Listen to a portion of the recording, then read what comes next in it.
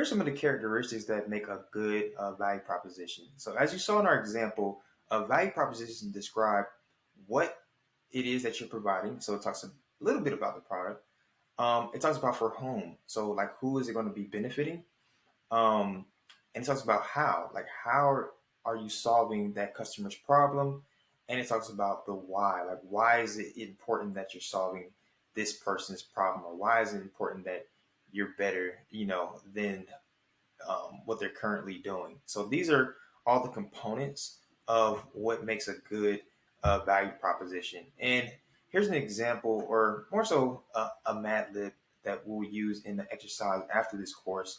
But essentially, this is like a one-liner sentence that helps you kind of piece together a good value proposition for your product. And we can walk through it briefly. Basically, it says, we sell, and you put in your product. Two, you put in your customers. Our customers have a problem, and it is this.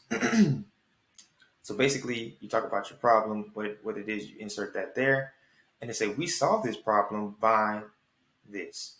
And that at the end, then you basically want to add in like your differentiators is basically the benefits. So for example, for our first example, they talked about how it's 20% and 30% and three times. That's where you add in like those hard numbers at the end. But you want to make sure that you talk about what your product is, who you're doing it for, what problem they're experiencing, and how you're solving it, and how you're different. And this is basically a checklist of what makes a good value proposition.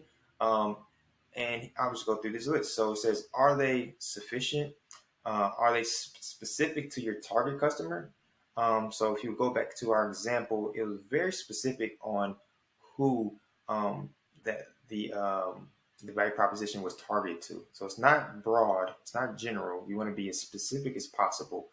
And then we're going to go into, do they actually benefit your paying customers? And not just the end user. So we want to make sure that it benefits the persons that are actually paying for your product. And does it address any hidden costs? Like, are there costs related to switching over to your product, or is it costs related to using a product that they're already existing? Like, you want to make sure you address kind of like the elephant in the room, like, the pricing of it. Um, and is it compelling? Like, how do you have that, compelling aspect? Is it, you want to add in like your novel secret sauce just a little bit? And the last piece is basically, how are you differentiating yourself what they're currently using?